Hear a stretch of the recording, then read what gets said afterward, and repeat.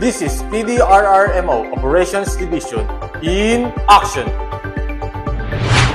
Alamin ang mga paghahanda sa sakuna bago, habang at pagkatapos ng lindol. Bago ang lindol, ang maagang pagpaplano ang mabisang susi laban sa kalamidad. Alamin ang mga panganib dulot ng lindol sa inyong lugar. Ihanda ang inyong bahay, paaralan at lugar na pinagtatrabahunan.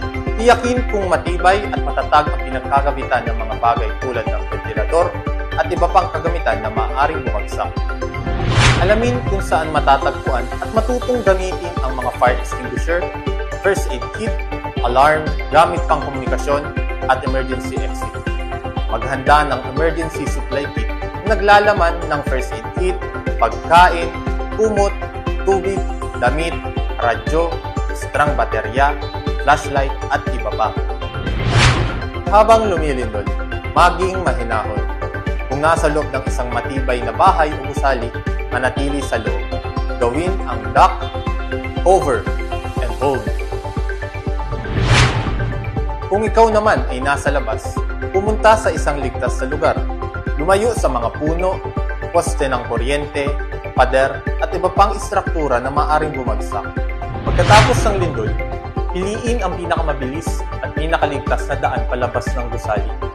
Maging handa sa aftershocks. Suriin ang sarili at ang kasama kung nagtamo ng pinsala. Kung kinakailangang lisanin ang tahanan, dalhin ang inahandang emergency supply kit.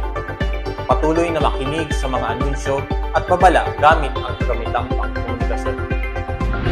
Tandaan, kung tayo ay laging handa, tayo ay makakaiwas sa anumang sakuna. This is your PDRRMO Operations Division in action! Ang paalalang ito, hatid sa inyo ng pamahalaang panlalawigan ng Camarines Norte sa pamumuno ni Governor Dong Padilla at Vice Governor Joseph Asamoah. Alay sa Diyos, alay sa bayan, for the love of our country.